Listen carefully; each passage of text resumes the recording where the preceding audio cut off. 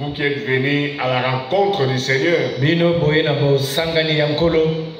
nous venons de chanter qu'il faut être debout sur les promesses de Dieu. Frère Franck dit c'est ça la foi. Lorsque on ne peut compter sur personne d'autre. Lorsque on ne peut avoir aucun autre appui. Lorsque nous n'avons plus d'espoir. Et nous comptons seulement sur la promesse de Dieu. Et dans cette chanson, on doit être debout. Debout. Parce qu'il faut la persévérance. La Bible dit, et vous avez besoin de la persévérance. Après avoir accompli la volonté de Dieu. Pour que vous obteniez ce que Dieu vous a promis. Amen. Amen. Donc on a besoin de la persévérance. D'être debout sur toutes les promesses de Dieu. Même si apparemment on a l'impression comme si ça ne marchera pas. Mais nous sommes appelés à être debout. Parce que c'est celui qui a fait la promesse n'est pas un homme. La Bible dit, il n'est pas un homme pour mentir. Encore moins un fils de l'homme pour qu'il se trompe. Ce qu'il a promis, il le réalise aussi. Nous allons tenir debout pour remettre ce culte entre les mains du Seigneur. Lui demander qu'il puisse nous parler personnellement. Qu'il puisse nous fortifier et nous consoler. Qu'il utilise puissamment l'orateur du jour afin qu'il nous parle de sa part. Nous prions. Bien-aimé Père Céleste, Elohim Yahweh, créateur des cieux et de la terre, toi le Dieu d'Abraham, toi le Dieu d'Isaac, le Dieu de Jacob, toi le Dieu de William Mario Branham, le Dieu de frère Franck, nous te sommes infiniment reconnaissants, Seigneur, parce que tu nous as protégés depuis la nuit lorsque nous dormions. Seigneur, c'est toi qui avais envoyé tes anges campés autour de nous. Tu as cheminé avec nous, Seigneur, tout au long de la journée. Tu nous as épargné des accidents, des pièges du diable. Tu as permis que nous puissions venir ici, Seigneur.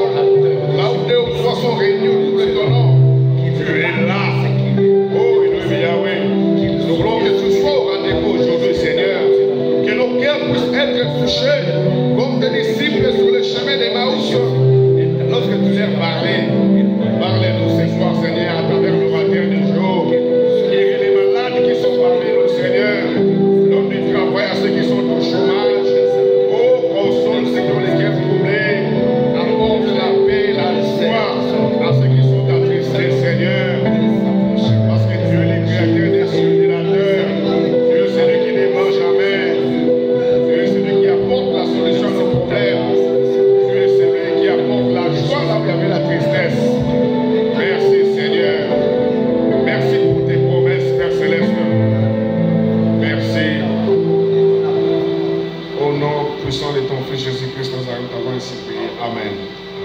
Comme nous sommes encore debout, lokola tozala no ya kotelema likolo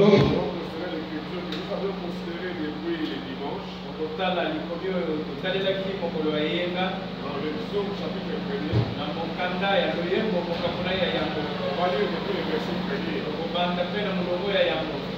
heureux l'homme qui ne marche pas selon les conseils de méchants. esengo na moto yo akotambola te kolandisa toli ya bato ya kaza Qui ne s'arrête pas sur la voie de pécheurs. oyo akotelema te na nzela ya basumuki Et qui ne s'assied pas en compagnie des moqueurs. oyo akovanda te na bao bakoseka Mais qui trouve son plaisir dans la loi de l'Éternel. kasi akozwa esika na ya kovanda na kati ya nkolo Et qui la médite jour et nuit. wazali kostalela yango butu mpe moi Il est comme un arbre planté près d'un courant d'eau, azali lokola nzete oyo elonami pembeni ya mai qui donne son fruit en sa saison, oyo ekopesa mbuma na ntango na yango et dont le feuillage ne se flétrit point. oyo mpe bamakasa ekokauka te Tout ce qu'il fait, lui, nyonso ya kosala réussit. yango ekosimba Que le Seigneur bénisse la lecture de sa parole. olo pamba litanga liloba na ye Nous pouvons nous asseoir. tokoki kofanda Nous avions considéré ce verset ici depuis le dimanche. totalelaki likomi oyo kobanda mokolo ya eyenga Un verset très intéressant likomi moko ya motuya qui nous a été donné par le frère Noé. oyo epesamelaki biso na ndeko noe Au verset 4, on nous dit, il n'en est pas ainsi des méchants. na molongo ya mine elobi ezali bongo te na bato ya kanza Ils sont comme la paille que le vent dissipe. bazali lokola lititi oyo mopepe ekokimisa C'est pourquoi les méchants ne résistent pas au jour du jugement, tina na yango bato ya kanza bakobika te mokolo ya kosambisama ni les pécheurs dans l'assemblée de justes. ata basumuki na lisanga ya bayengemene Car l'Éternel connaît la voie des justes zambi yawe ayebi nzela ya bayengemene et la voie des pécheurs mène à la ruine. mpe nzela ya basumuki ezomema na libebi On a vu là, le dimanche passé tomoni na eyenge oyo eleki que les pécheurs dont la Bible insiste ici, na basumuki oyo biblia ezoloba wa ce n'est pas une personne qui vole, ezali moto oyo akoyiba te ce n'est même pas une personne qui injurie. azali ata moto akofinga te On avait considéré pour cela Apocalypse chapitre 2, totalelaki lisusu mokanda emoniseli mokapo ya mibale depuis le verset 2. kobanda molongo mpe ya mibale Apocalypse chapitre 2, emoniseli ya mibale depuis le verset 2. molongo mpe ya mibale Ici on dit, je connais tes œuvres, awa bazoloba ngai nayebi misala na yo ton travail, mosala na yo ta persévérance. koyika mpiko na yo Je sais que tu ne peux supporter de méchants. nayebi ete yo koki kokangela bato ya kanza motema te On voit les méchants dont il est question ici. bato ya mikanza oyo bazali koloba wa On dit que tu as éprouvé ceux qui se disent apôtres, alobi yo omeki bao bakomi loba bantoma mais qui ne le sont pas, soka nde baza bantoma te et que tu les as trouvés menteurs. okuti bango bato ya lokuta Les méchants bato ya kanza sont ceux qui se disent apôtres, bazali bao bakomi benga bantoma mais ils ne le sont pas. soka nde baza bantoma te Amen. La Bible déclare, biblia ezoloba Dieu lui-même il dit, nzambe moko akoloba je ne leur ai pas demandé de parler, ngai nasengi bango baloba te mais ils parlent. bazoloba Méchants serviteurs. bansali ya kaza Dieu ne vous a pas demandé de parler. nzambe asengi bino mpona koloba te Dieu ne vous a pas envoyé. nzambe atindi mpe bino te Mais eux-mêmes, bango moko ils commencent à parler. bazobanda koloba Eux-mêmes, bango moko ils sont devenus des apôtres. bakomi bantoma Alors qu'ils ne sont pas. zoka nde baza bantoma te Ils commencent à voyager bazobanda kobembuka le monde entier. mokili mobimba Ils s'attribuent eux-mêmes un appel. bango moko bamipesi libengi moko boye Mais frère Franck dit, ndeko frank alobi si réellement vous avez reçu l'appel de Dieu, soki ya solo mpenza boyambi libengi ya vous nzambe devez être comme Paul. esengeli bozala lokola paul Il faut que vous connaissiez le jour de votre appel, esengeli boyeba mokolo ya libengi na bino le mandat qui vous a été donné par Dieu lui-même tomo epesamaki bino na nzambe moko et la commission. mpe mosala oyo bapesaki bino Qu'est-ce que Dieu vous a demandé de faire? Mais lorsque vous posez la question à ces gens-là, à ces méchants-là, qui se disent apôtres, mais ils ne le sont pas. Lorsque vous leur posez la question, ils ne connaissent pas le jour de leur appel. Ils ne connaissent pas ce que Dieu leur a demandé de faire. Ils ne connaissent même pas leur mandat. Et on ne trouve pas de versets dans la Bible qui parlaient de leur ministère. Ils s'attribuent le ministère d'Éphésiens 4. J'aime comme les pasteurs l'appellent. Epheso Inai. Epheso ya mine. Et même il s'attribue ça. Alors Dieu dit, je ne leur ai pas demandé de parler, mais ils parlent. Méchants serviteurs. Alors la Bible dit ici que vous êtes heureux lorsque vous ne suivez pas ces méchants. Lorsque vous suivez un homme mandaté. J'ai parlé hier avec un frère de l'église primitive. Je lui ai dit, est-ce que tu as suivi la prédication de frère Franck du dimanche? Frère Franck dit ceci.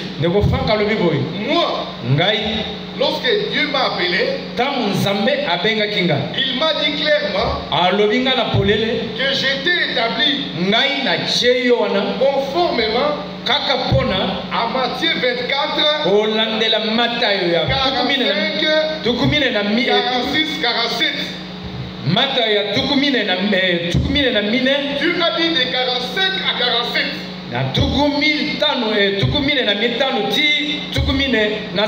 Parce qu'à partir du verset 48 et le reste là, on parle aussi du méchant. Méchant serviteur.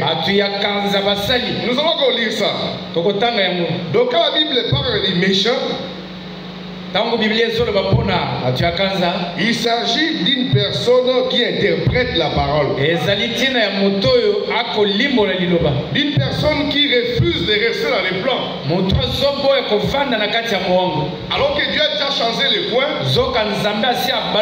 Mais cette personne-là continue toujours dans la direction du mire. Alors que frère madame dit clairement que lorsqu'une promesse s'accomplit, une dispensation change. Et Dieu change de point. Que le Seigneur bénisse nos prédicateurs que nous avons ici. Parce que nous pouvons dire que Dieu nous a fait grâce. Ici, par la grâce de Dieu, nous avons la compréhension exacte de choses. Donc lorsqu'une promesse s'accomplit, cette dispensation-là change. La promesse de Noé s'est déjà accomplie. Mais pourquoi vous ne rentrez pas à l'époque de Noé? Lorsqu'on vous dit que la promesse de Malachie 4 est déjà accomplie, on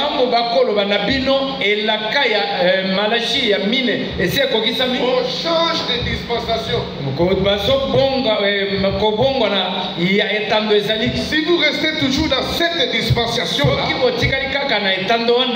vous êtes méchant. Matthieu 24, 45.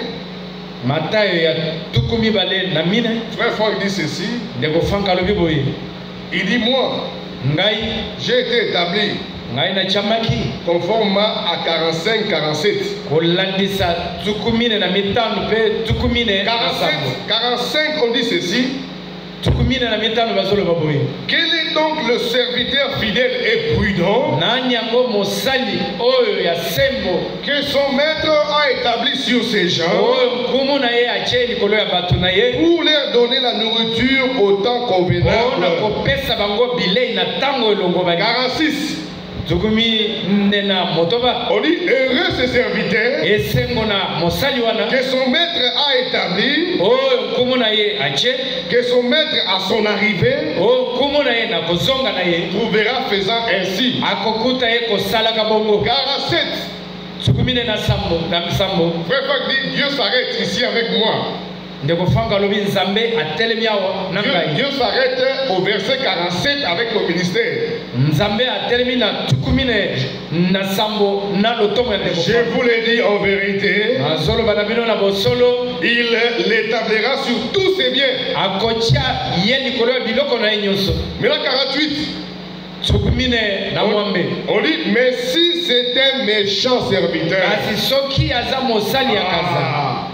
qu'il dise en lui-même que mon maître tarde à venir. Si c'est un méchant serviteur, il dit à lui-même, les baptêmes du Saint-Esprit tardent. Moi je me fabrique. Méchant serviteur. Un jour on va trouver seulement qu'il a oublié le baptême du Saint-Esprit. Oh non, on attend la puissance. On a cherché ce verset-là, on ne l'a jamais trouvé. Donc Frère Franck a été établi conformément à Matthieu 24, 45 à 47. 48, on parle du méchant serviteur qu'il ne faut pas écouter. Que le Seigneur vous bénisse. Nous allons inviter notre bien-aimé pour qu'il vienne nous parler de la part du Seigneur.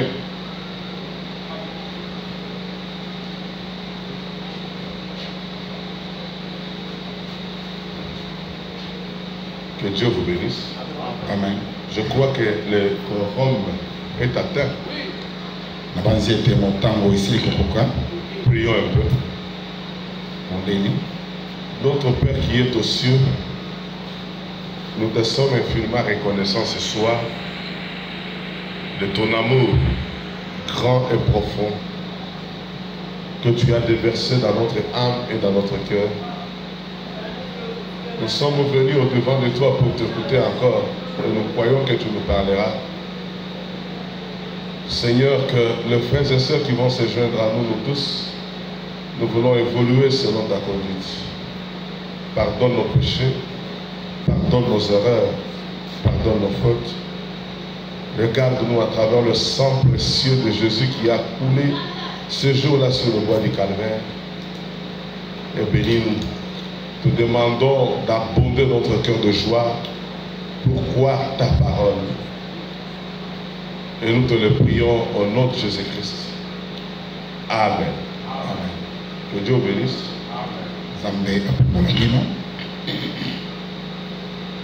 Le frère, c'est dans le psaume chapitre 1.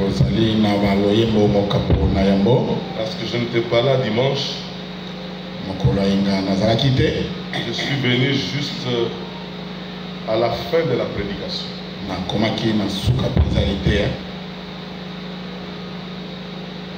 Heureux l'homme qui ne marche pas selon les conseils de méchants.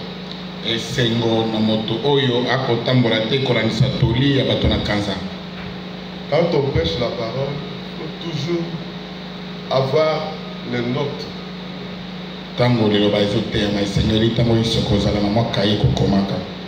Ça nous aidera. Ne soyez pas comme des frères là, quand ils se retrouvent devant un problème et qu'ils commencent à téléphoner.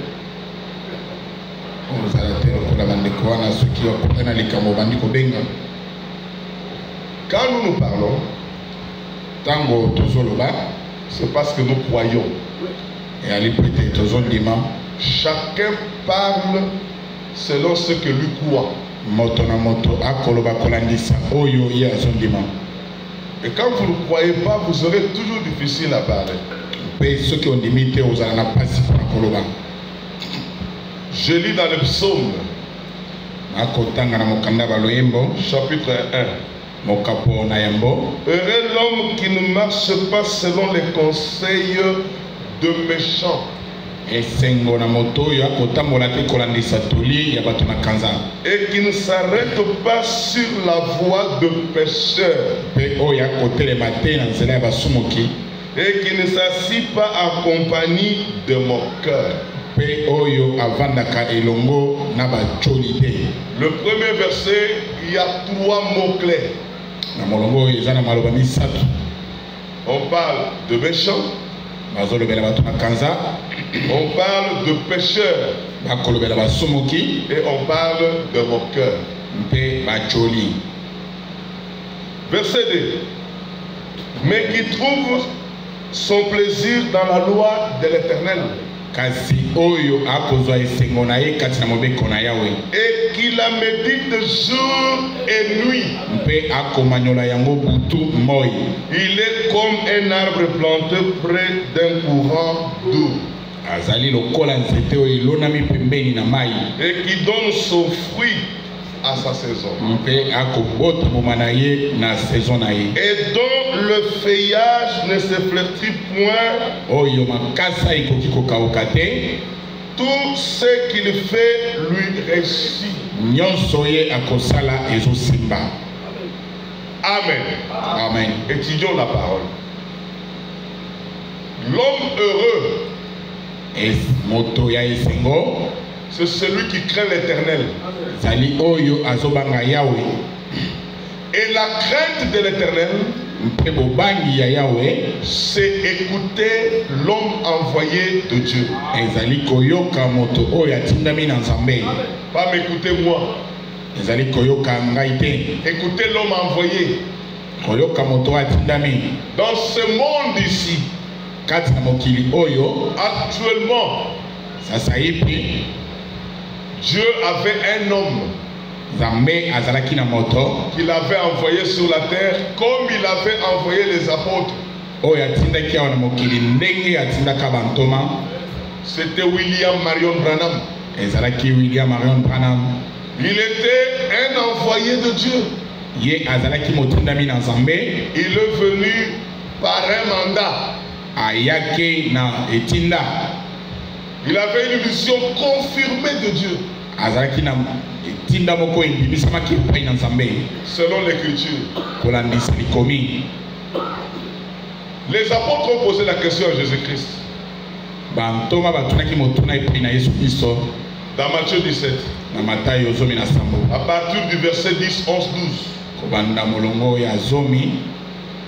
Parce qu'ils avaient vu Élie et Moïse apparaître à côté de Jésus-Christ.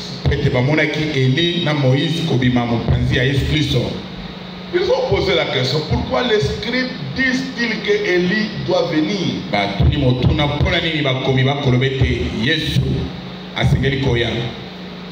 Pourquoi Élie?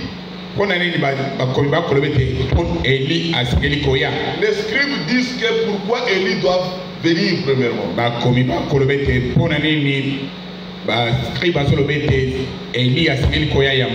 Il a répondu, il est vrai que Élie doit venir et rétablir toutes choses. Là, Jésus a parlé d'un élu qui devrait venir après lui. Et au verset suivant, il montre que toutefois, Élie est déjà venu. Ils ne l'ont pas reconnu. Il a parlé de Jean-Baptiste.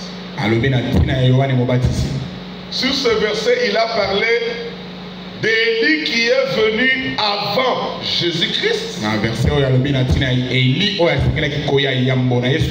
et de l'Élie qui devrait venir après Jésus-Christ. Avant Jésus-Christ, c'était Jean-Baptiste qui est venu avec un message de préparation. Que les gens devraient préparer le chemin du Seigneur. Et après la préparation, le Seigneur lui-même devrait venir. C'est ainsi qu'il appelait les gens à la repentance et au baptême de Jean. Jean était déjà venu.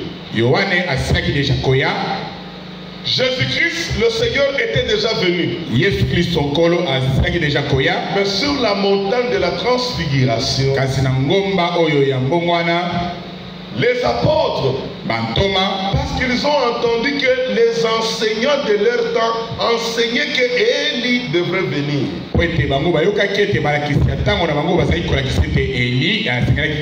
C'est ainsi dans Matthieu 17, ils ont posé la question à Jésus-Christ.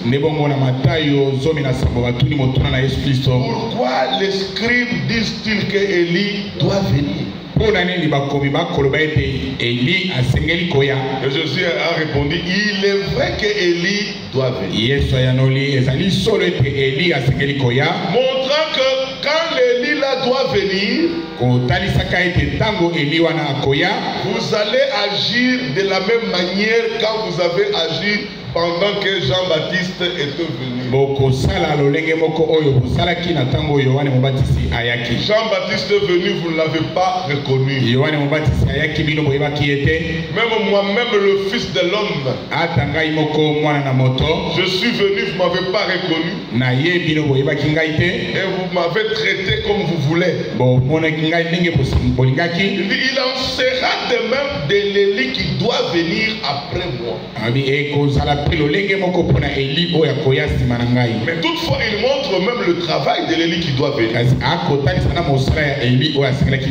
Il dit, lui, quand tu viendras, après moi, il va rétablir toutes choses. C'est ainsi que nous voyons que la venue de William Marion Branham, il avait une mission. Il avait un mandat pour apporter un message de restauration de toutes choses. Ça veut dire l'église de Jésus-Christ. Aujourd'hui, avant l'enlèvement, elle doit retourner dans la même position qu'elle avait le jour de la Pentecôte. D'abord, toute la parole doit retourner dans l'église. Aujourd'hui, toute la parole est déjà retournée par le ministère de William Marion Branham. Nous croyons la Bible. De Genèse à l'Apocalypse. La Bible qui était une forêt noire est devenue claire devant nous.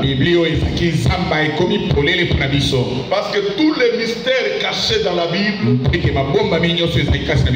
le mystère de la parole, par le ministère de William Marion Branham, tous ces mystères sont révélés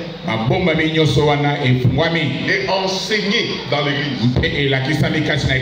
Nous célébrons la Sainte Seine comme les apôtres. Aujourd'hui, nous prêchons le baptême d'eau au nom de Jésus-Christ.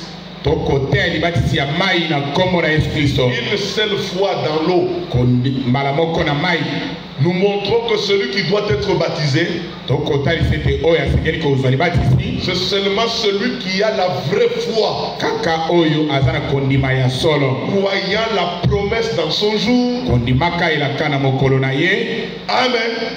Croyant le même Seigneur et avoir la foi véritable qui est une révélation que Dieu lui apporte dans son temps. Et celui qui doit être baptisé dans l'eau doit être un homme ou bien une femme née de nouveau. On n'amène jamais quelqu'un dans l'eau s'il n'est pas né de nouveau. Il doit faire l'expérience de la nouvelle naissance. C'est ça le vrai baptême d'eau. On le plonge une fois dans l'eau au nom de Jésus-Christ notre Seigneur. Nous faisons le lavage de pieds comme les apôtres. La Sainte Seine comme les apôtres. Toutes les doctrines de la parole est prêchée aujourd'hui selon les Saintes Écritures. C'est-à-dire toute la parole est déjà restaurée dans l'église. Maintenant nous attendons la puissance qui viendra par le puissant baptême du Saint-Esprit. Qui est une promesse aujourd'hui. Parce qu'aujourd'hui les gens disent qu'ils sont baptisés du Saint-Esprit. Mais quand nous regardons leur baptême du Saint-Esprit, c'est semblable avec le pentecôtiste. Mais nous attendons le vrai baptême qui viendra même de ces 4 matins.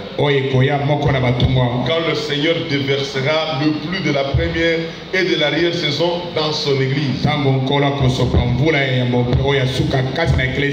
Et William Aaron Branham a dit dans la foi de Marie que ça va tomber simultanément. Et frère Franck lui il dit ça va tomber au même moment dans l'église.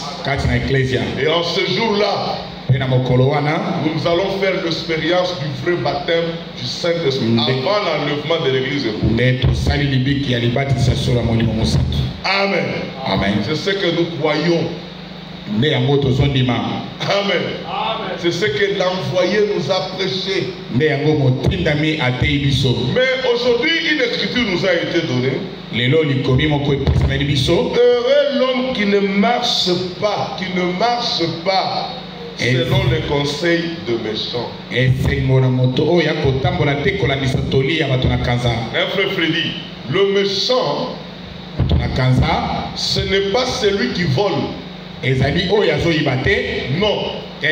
Celui qui tue, non. Le méchant, ce sont de faux prédicateurs. Prenons Acte 20. Acte 20 nous dit quelque chose ici. Le méchant. Je crois que c'est ce qu'on vous a parlé le dimanche. Le méchant. Acte 20. Prenons maintenant le verset 25. Et maintenant voici je sais que vous ne me verrez plus mon visage. Vous tous au milieu desquels j'ai passé en prêchant le royaume de Dieu. C'est Paul qui annonçait déjà son départ. Il dit aux frères ici de faire ce que je vous ai prêché tous les conseils, mais maintenant vous ne verrez plus mon visage.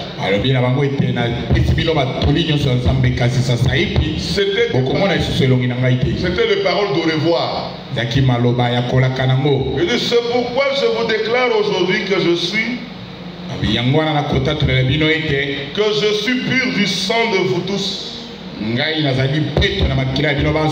Car je vous ai annoncé tous les conseils de Dieu sans à rien cacher. Prenez donc garde à vous-même et à tout le troupeau sur lequel le Saint-Esprit vous a établi évêque pour perdre l'église de Dieu qu'il s'est acquise par son propre sang.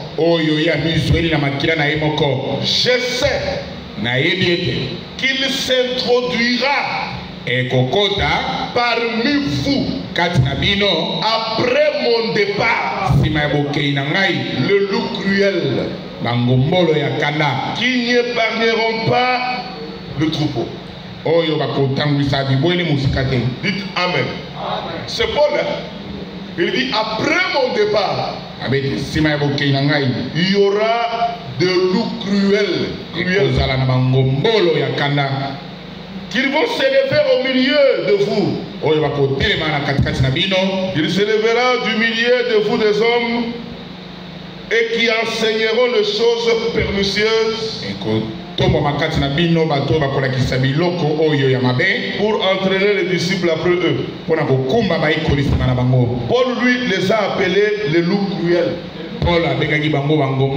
Mais regardez comment Jean, lui, les a appelés aussi.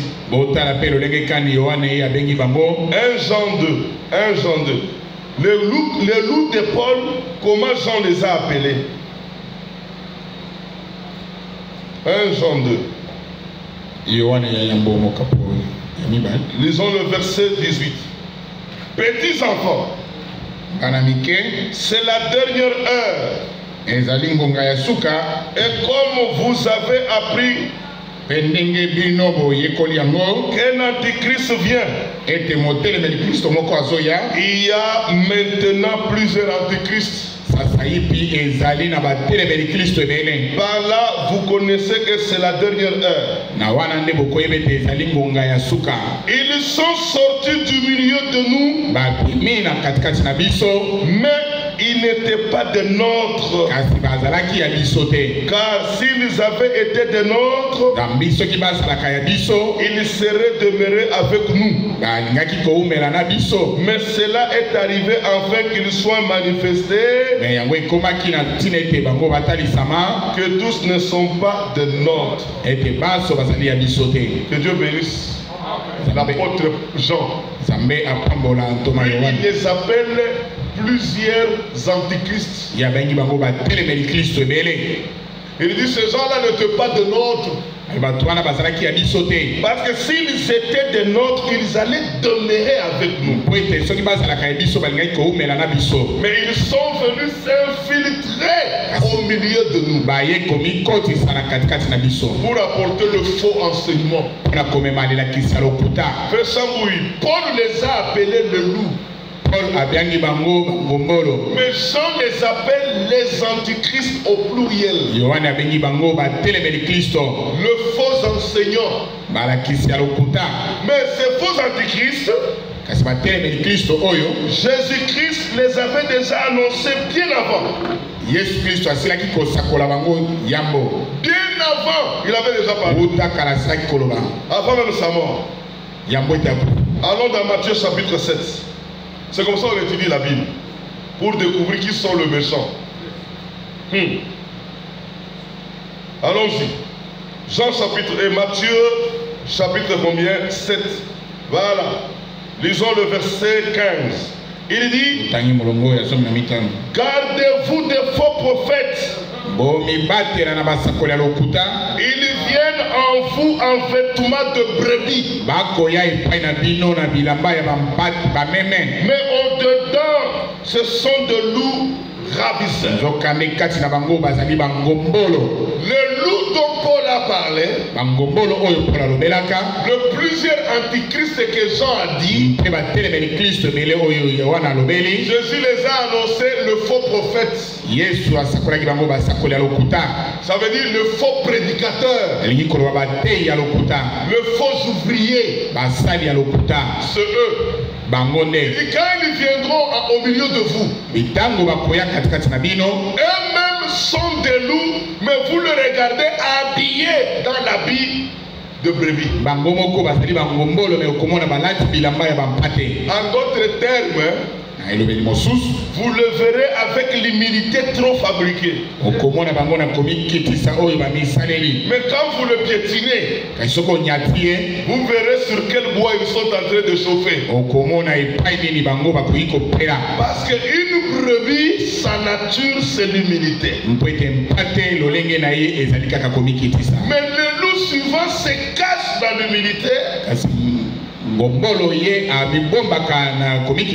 Toujours avec la Bible, habillé très bien en cravate, parler de paroles douces. Vous pouvez penser que ce sont de véritables, mais pourtant ce sont de faux.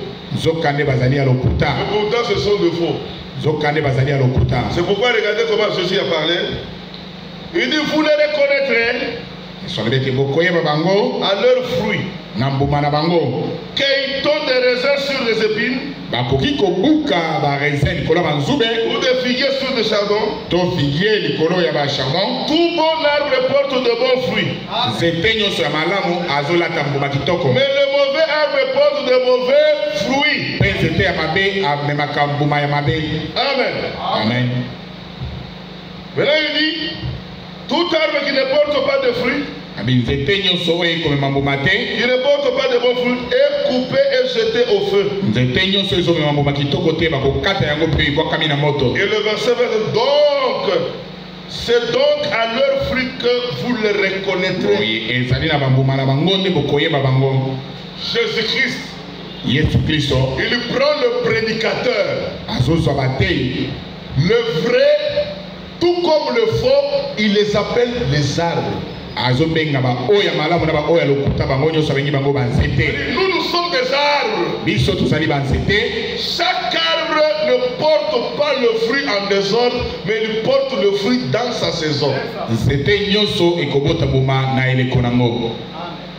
Le manguier porte la mangue dans la saison de mangue. Ici à Kinshasa, nous voyons. On a terminé avec les bananes et les ananas. Maintenant, c'est les oranges qui commencent maintenant. Avant que les oranges se montent, d'abord c'était le citron. Chaque arbre porte le fruit dans sa saison.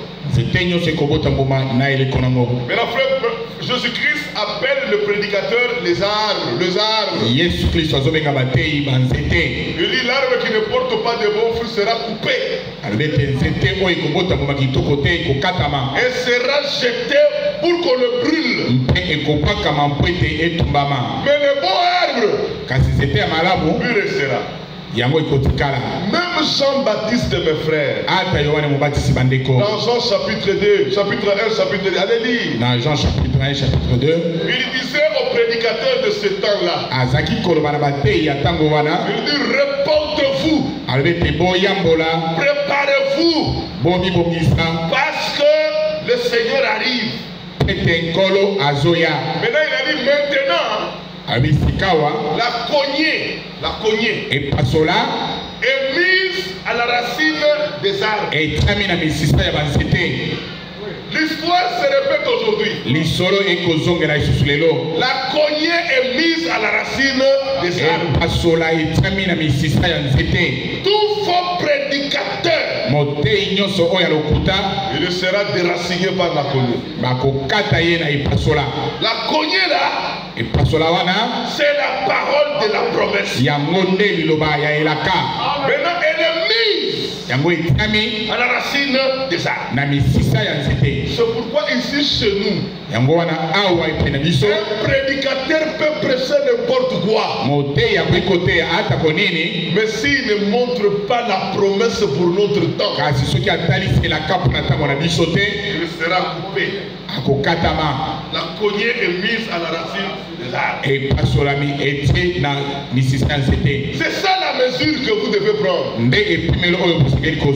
Il a prêché les Écritures. Mais est-ce qu'il nous a montré la promesse de notre temps? Parce que l'Écriture dit que les arbres, on va le reconnaître, c'est par leur fruit. Mais le fruit de la saison, c'est quoi? C'est la promesse de l'air. C'est la parole promise pour votre temps. Oh, les frères n'a pas toujours de la promesse. Toujours là-bas. Mais c'est Jésus qui l'a dit. Il a dit les bons fruits doivent être produits par l'arbre dans sa saison. Mais l'arbre c'est moi. Ce qui montre que je suis bon, je manifeste le fruit qui est mangeable aujourd'hui. Et le fruit qui est mangeable aujourd'hui, c'est la parole de la promesse. C'est ce que nous avons besoin. Vous savez, c'est l'écriture ici. Des fois, comprenez de notre manière. La première fois que nous avons lu la brochure Le soin du temps de la fin, c'est là où Frère Branham a répété ces écritures là-dedans. Il a dit qu'il y a le vrai et le faux wine. Il dit pour connaître qu'il est le vrai wine, on va regarder le fruit, et le fruit c'est la parole, c'est le message. Non, c'est là-bas. C'est ce qu'on croyait quand nous étions dans l'église primitive. Et depuis que nous sommes arrivés dans l'âge de l'épouse, au moment où nous sommes nés de nouveau, nous avions compris que Dieu nous a oint de la parole de la promesse. Tu peux avoir le message. Tu es toujours comme un pentecôtiste. Parce que celui croit au message et il croit à la promesse de leur Dieu.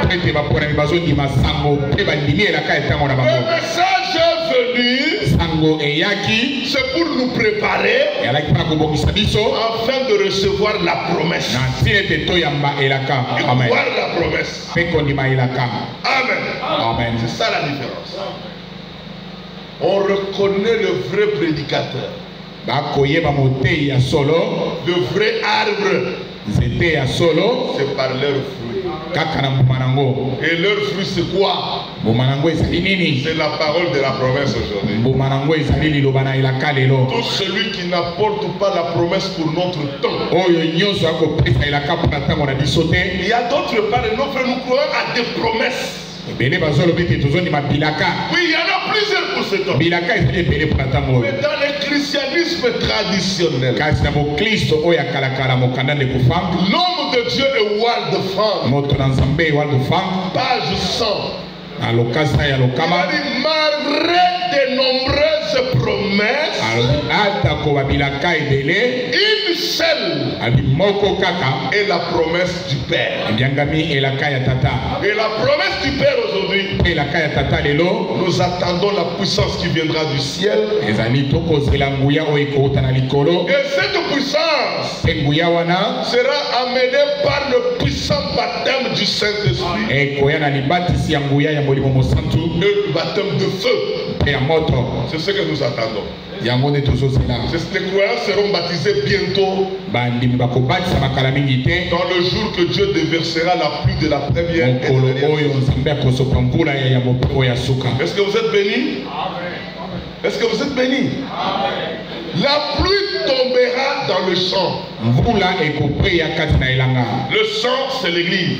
Mais cette église est composée de croyants. Quand cette pluie tombera, c'est là qu'ils recevront le rafraîchissement. Parce qu'on a dit que le temps de rafraîchissement doit venir de la part du Seigneur. Et quand ça viendra, c'est ainsi que Dieu vous enverra le Seigneur que vous cherchez.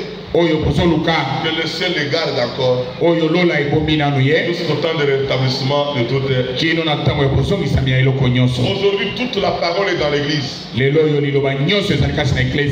prêchons aux gens de croire que Dieu, l'un de ces 4 matins, va nous baptiser du Saint-Esprit et du feu. Mais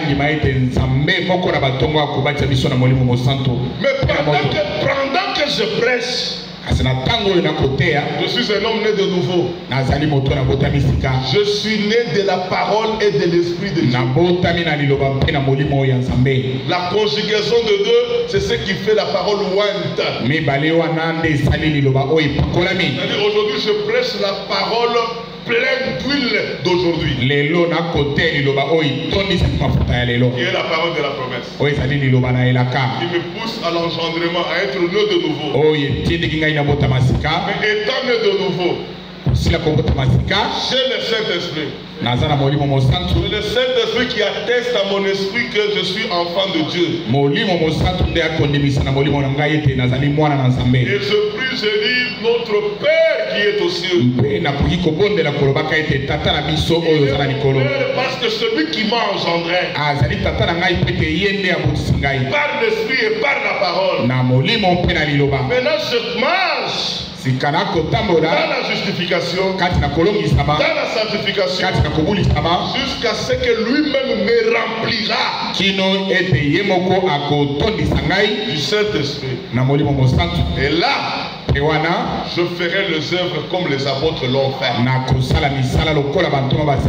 Et les gens verront ce jour-là la différence. C'est ce que nous attendons le de ces 4 mois.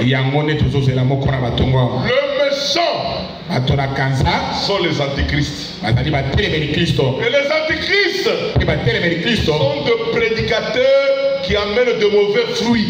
Et quels sont ces fruits?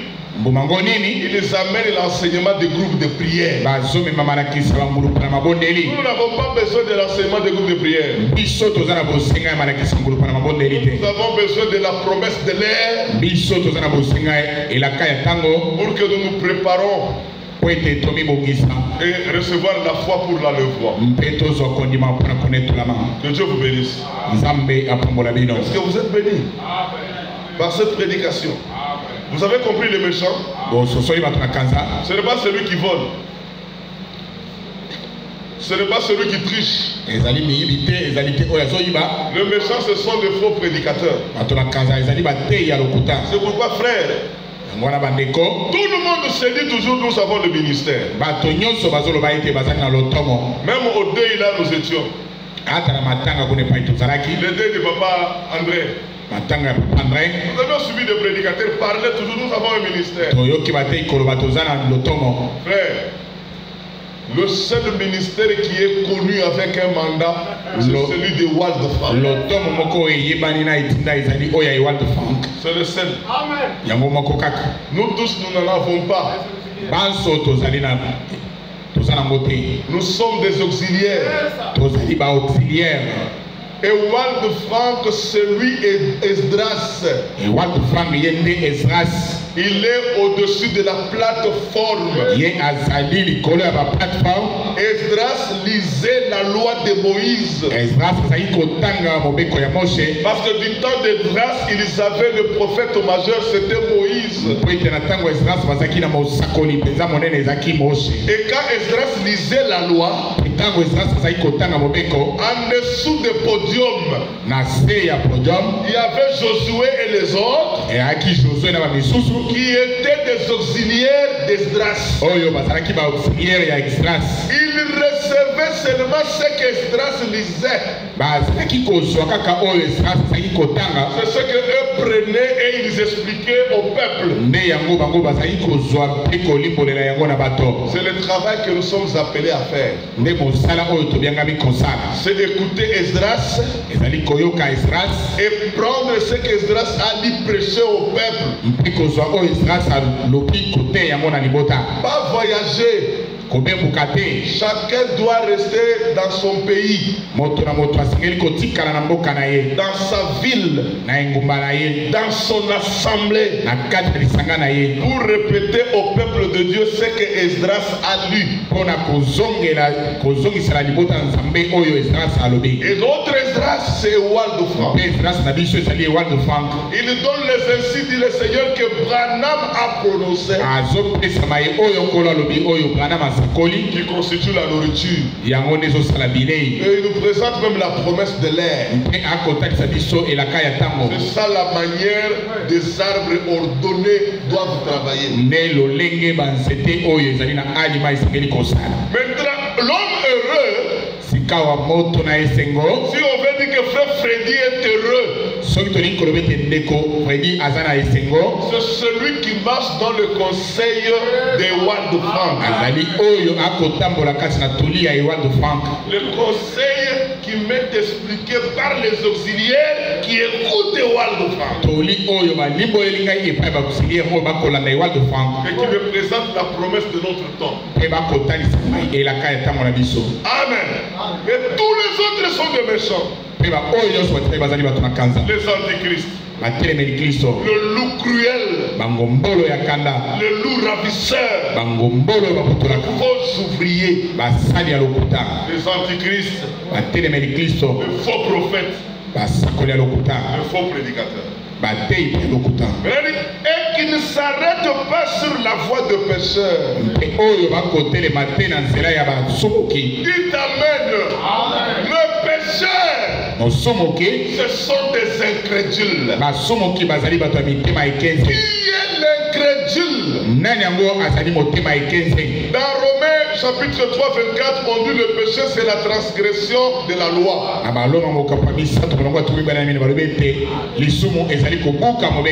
Mais l'homme de Dieu, William Marion Branham, a expliqué que le pécheur c'est l'incrédule. Qui est l'incrédule? C'est toute femme, tout homme qui rejette la parole promise pour son jour. C'est celui-là qui a une mauvaise vie. La mauvaise vie, c'est voir la promesse de l'air, la refuser de la croire. Dites amen. Même quand on vous dit dans la promesse de l'air que restez chez vous, et que toi tu ne veux pas rester chez toi, tu es un pécheur.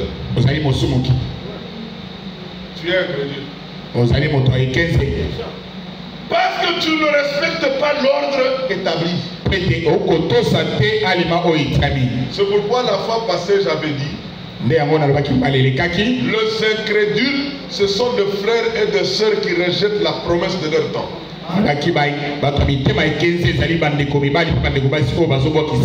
Mais ceux qui commettent l'iniquité, ce sont ceux-là qui ne respectent pas l'ordre établi. On les appelle les ouvriers d'iniquité. Jésus va leur dire que je ne vous ai jamais connus. Ils vont dire que Seigneur, nous avons voyagé à ton nom. Nous avions prêché à ton nom. On a chassé les démons à ton nom. On a guéri même les malades à ton nom. Nous avions prêché dans les grandes assemblées à ton nom. Jésus va leur dire, quittez auprès de moi les ouvriers d'iniquité, les ouvriers qui n'ont pas respecté l'ordre établi de Dieu. Vous avez agi ainsi, hein? Parce que moi, je ne vous ai jamais connu. Ça veut dire que vous prêchez tout ce temps, mais moi, je ne vous ai jamais fécondé. Je n'ai jamais déposé ma semence en vous. La promesse de votre temps. Vous ne l'avez jamais cru. Pourquoi vous ne respectez pas l'ordre? Quittez ouvrier d'iniquité. Vous avez vu, frère? Nous sommes les hommes heureux. Qui croit qu'il est heureux? Parce que vous ne suivez jamais les conseils de faux prédicateurs. Vous ne vous mettez pas dans la voie ensemble avec les incrédules. Parce que nous, Dieu, il a frayé, Ésaïe 37. Il nous a frayé un chemin. Frère Branham a corrigé ça. Il a dit sur ce chemin, il y a une route. Si vous allez à côté, vous vous perdez. Si vous allez de l'autre côté, vous vous perdez. Sauf qu'il y a un grand boulevard.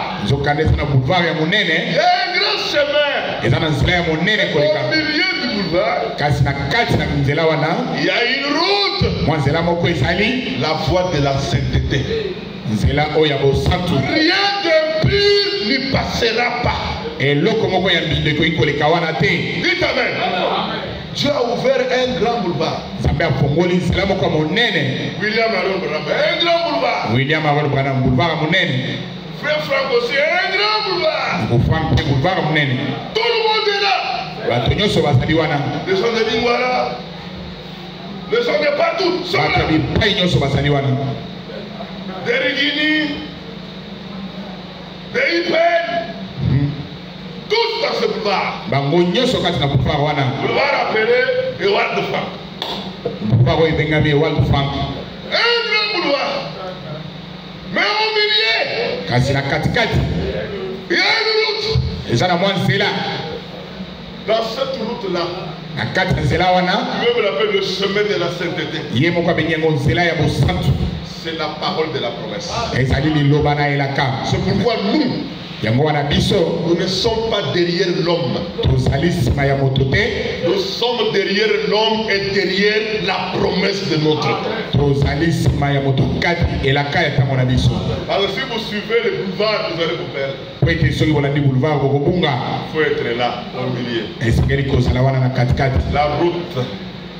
Nous sommes de ceux-là qui disent Seigneur, biso tozali baye oyo tokoloba ete nkolo, tu m'as dit de partir. olobi na ngai nakende. Mais aussi longtemps que tu ne me montres pas celui qui marchera avec toi. Kasi na ntango oyo kotalisa ngai te nani akotambola elongo na ngai. Avec moi, ne me fais pas partir de ça. kolongola ngai awa te. Montre-moi tes voies. talisa ngai banzela na yo. Le Seigneur m'a montré. Ekolo atalisi ngai. Dans cette génération, ete kati na eleko oyo, William Aaron Branham, après son départ, sima ya bokei na ye, Ewald de Franck. Ewald de Franck. Mais quand vous suivez Ewald de Franck, et ceux qui bolandi Ewald de Franck, il y a la parole de la promesse pour ton jour. et ça na liloba ya ilaka pona mokolo na yo. Et là vous croyez selon l'écriture. Et wana okondima kolandisa makomi. Parce que je trouvais grâce à Dieu. Mpete ngai na zingolo na Nzambe. C'est pourquoi Moïse a dit, yango wana Mose alobi, si tu marches avec ce peuple, soki otamboli na libota oyo, et que je trouve grâce à tes yeux, mpe ngai na zingolo na miso na yo, fais-moi distinguer. pesa ngai mwa bokeseni. Est-ce que vous n'avez pas vu la distinction? Omonaki bokeseni te? Est-ce que vous n'avez pas vu ça? L'assemblée de ma campagne, c'est une assemblée qui se distingue. Lisanga oyo ya makampa ezali lisanga oyo eza na mwa bokeseni. C'est pourquoi nous sommes seuls. Yango wana tozali kaka biso moko. Avec l'Éternel lui-même. Elongo na Yawe ye moko. Nous sommes distingués des autres. Tozali pembeni peza na bato. Mais ce qui fait la fierté, oyo ekosala entoko na biso, Moïse a dit, Mose alobi, fais-nous distinguer pesa biso mwa bokeseni devant la face de tout le peuple qui sont sur la terre. liboso ya bato nyonso baza na mokili. Amen. Et que toi, ete yo que tu sois avec nous ozala na biso et que tu marches avec nous. mpe otambola na biso. Je vous dis, Dieu est avec nous. Amen. nayebisi bino ete Nzambe azali elongo na biso. Ne regardez pas de grandes assemblées ici. kotala na masanga ya minene wana te. Méfiez-vous. Regardez la parole. bino botala kaka na liloba. C'est Dieu qui nous conduit. Nzambe nde azokamba biso. C'est Dieu qui nous bénit. Nzambe nde akopambola C'est biso. Dieu qui nous guérit. ye nde azobikisa biso. C'est Dieu qui pourvoit. ye nde azobongisa. Tu peux manquer l'argent aujourd'hui. okoki kozanga misolo lelo. Crois seulement que demain le Seigneur te donnera. kasi ndima kaka ete lobi nkolo akopesa yo. S'il ne te le donne pas demain, soki apesi yo lobi te, il te donnera le lendemain. akopesa yo lobi kuna. Si le lendemain ne te donne pas, soki lobi kuna apesi yo te, il te donnera même parmi tes enfants. akopesa yo ata na bana na yo. amen. Mais toi, kasi yo, ayez confiance en Dieu. amen, zala na confiance epai na Nzambe. Entre Dieu et toi, kati na Nzambe na yo, c'est la confiance qui doit aller. ezali confiance nde esengeli edonga. amen. C'est ça le peuple de Dieu. nde libota na Nzambe. Amen. amen. Même si nous restons à deux, ata tokotikala mibale, on croira toujours la promesse. tokondima kaka elaka, On attendra que ça s'accomplisse. tokozela ti ekokisama. Parce que nous sommes dans le vrai. mpeke tozali kati na oyo ya solo. Que Dieu vous bénisse. Nzambe apambola C'est bino. pourquoi nous, yango wana biso, quand un meurt, nous avions la fierté de lui dire repose-toi en paix. Parce que langage là est pour même les païens aujourd'hui. Quand quelqu'un meurt, il commence à écrire que son âme repose en paix. Qui vous a dit que son âme reposera en paix? L'âme qui se repose en paix, c'est l'âme de croyant. De croyant de la promesse. Il se repose en paix parce que lui, avant de mourir, il avait déjà la paix de Dieu.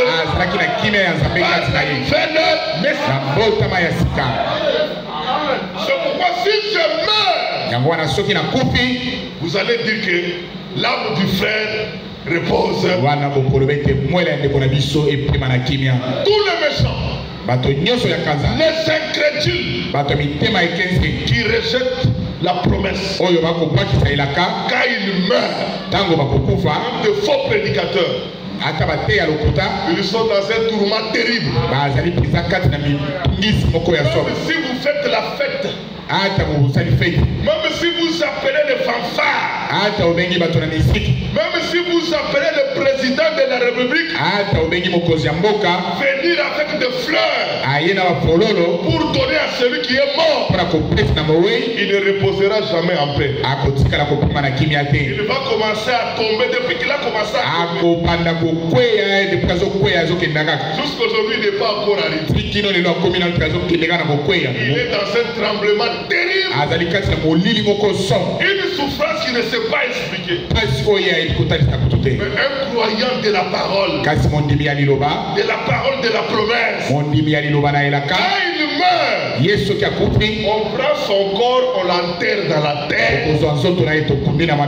On dit que tu es poussière. Mais son âme retourne à Dieu pour aller se reposer en paix, attendant la résurrection des morts.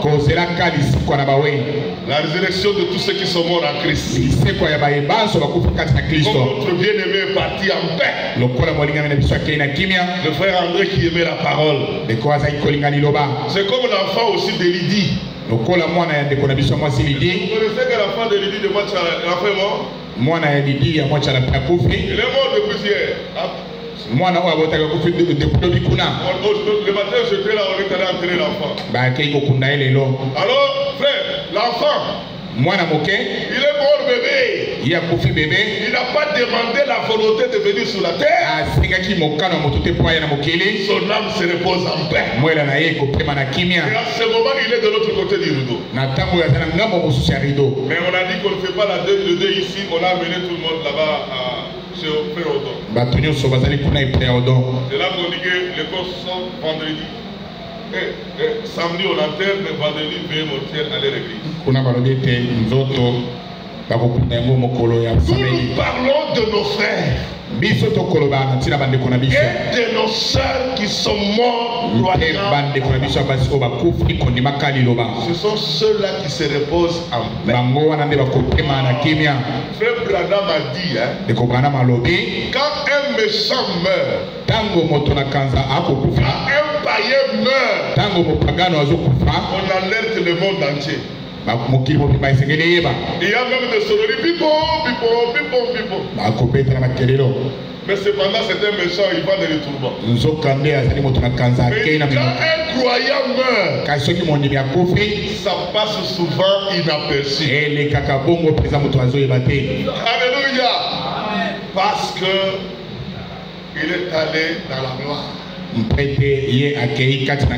est allé se reposer attendant le retour de Christ. Est-ce qu'on peut avancer? Il dit, heureux l'homme qui se marche pas selon les conseils des méchants. Vous avez déjà compris les méchants qui ne s'arrêtent pas sur les voies des pécheurs. Vous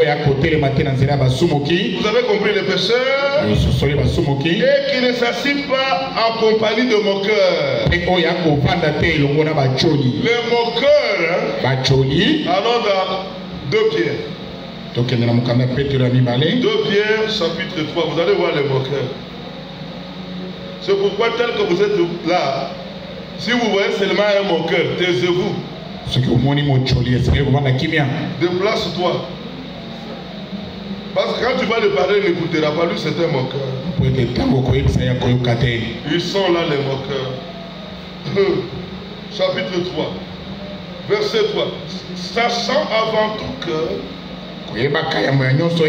dans les derniers jours, il viendra des moqueurs avec les railleries et marchant selon leurs propres convoitises. Mais quand vous prenez Ézéchiel 12 aussi, le verset 21 et 24, Dieu montre comment il va finir avec les moqueurs. Verset 21 à 24, il dit, va les détruire et on n'en parlera pas de leur moquerie. Ça veut dire, les moqueurs, ce sont des frères qui se moquent de la promesse de ce temps. Quand nous nous disons que nous attendons le baptême, ils se moquent. Même la promesse de l'enlèvement, ils se moquent. Ils disent que ça va venir. Ça ne va plus venir. Ce sont des moqueurs. Mais Dieu va les confondre parce qu'il va accomplir sa parole. Nous savons qu'ils seront confondus. Les moqueurs, ils disent, verset 4, où est la promesse de son avènement? Car depuis que les pères sont morts, tout demeure comme dès le commencement de la vie. Ils veulent ignorer en effet que deux cieux existent autrefois par la parole de Dieu. Ainsi qu'une terre tirée de l'eau est formée au moyen de l'eau. Et que par ces choses, le monde dort péri, submergé par l'eau. Mais par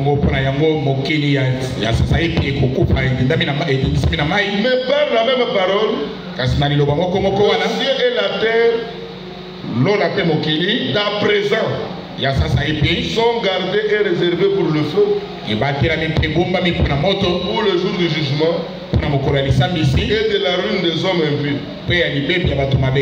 Mais il est une chose bien aimée que vous ne devez pas ignorer. C'est que devant le Seigneur, un jour est comme 1000 ans.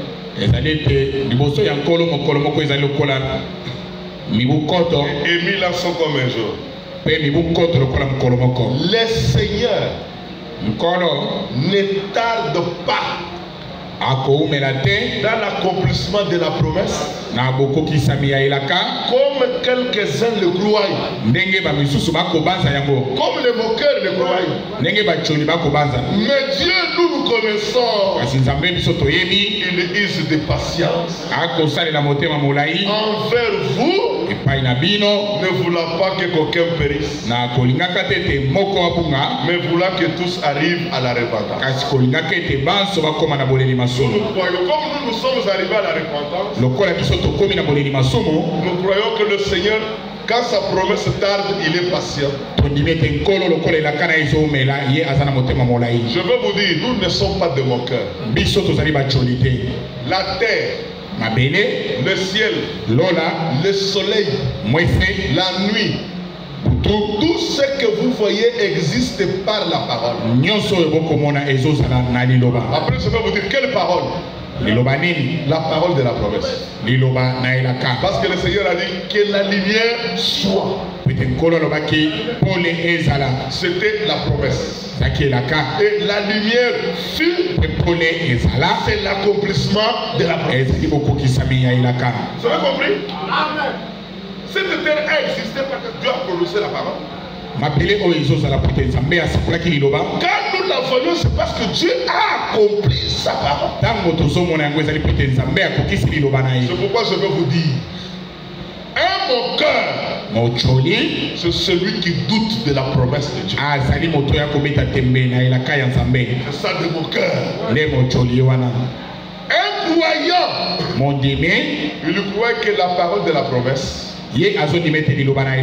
C'est ça la parole créatrice. C'est ça la parole créatrice. Un frère Serge, la parole que tu crois maintenant, c'est cette parole que Dieu s'est servi pour te créer. La preuve qui montre que tu la croyais, parce qu'au départ, tu as été créé par cette promesse. Il a dit que la lumière soit. C'était une promesse. Et la lumière fut l'accomplissement de la promesse. C'est pourquoi la parole de la promesse s'accomplit dans le Fils de la promesse. Ils ne sont pas de mon cœur. Est-ce que vous êtes bénis? Et je termine. Comme nous ne sommes pas de mon cœur, mais nous trouvons notre plaisir dans la loi de l'Éternel. Et qu'il a médité jour et c'est ça la loi de l'Éternel. Cette loi de l'Éternel, c'est Christ qui est notre absolu. C'est Christ la loi. Alléluia. Jour et nuit, je médite sur Christ. Parce que c'est lui mon absolu. Parce que c'est lui l'image. Moi je fais qu'arriver à l'image. Et il est comme l'arbre planté près d'eau. Nous sommes là, l'église c'est l'arbre. Christ c'est l'arbre. Le croyant c'est l'arbre. Il est planté au courant d'eau. Nous sommes plantés à la parole de vie qui sort du trône de Dieu. C'est pourquoi je dois produire le fruit dans ma saison. C'est pourquoi quand on prend la Bible ici, nous voyons seulement la promesse de notre état. Parce que nous sommes l'arbre planté à l'eau qui est Christ lui-même, qui sort du trône de Dieu. Voyez cette parole. Priez fortement. Dites Dieu bénis-moi à cause de cette parole. Nous debout, prions. Semblable à toi. Oui, fais de toi. Fais-moi ce que tu voudras. Oui, je vais être à toi, mon Seigneur, mon Dieu.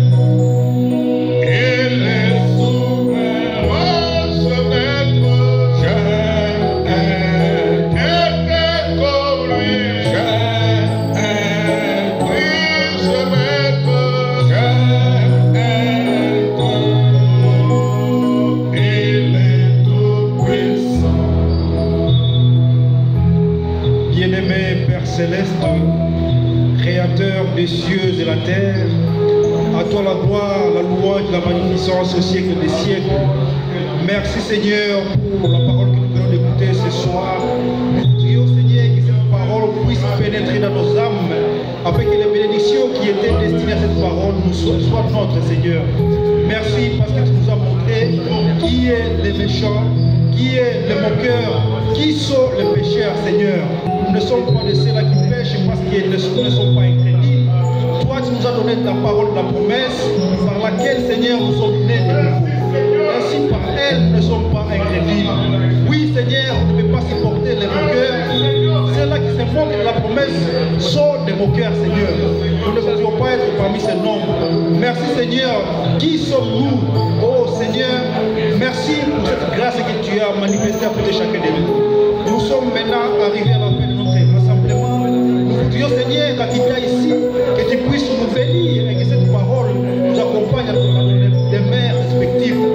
Oui Seigneur, toi qui es le maître de temps et de circonstances, puisses-tu regarder dans les cœurs de tout et chacun, afin que Seigneur, tu puisses accorder à mon frère, à ma soeur, selon sa foi. Oui Seigneur, quand nous allons quitter ici, que tu nous accompagnes dans les âges faits de mes d'hommes, alors que nous allons arriver encore dans nos demeures, la gloire et l'honneur te reviennent. Seigneur, bénis notre Père qui nous a parlé, bénis nous tous aussi qui ont écouté cette parole. Nous t'avons ainsi prié, dans le nom précieux de notre Seigneur Jésus-Christ, Yahshua, Amashia. Amen.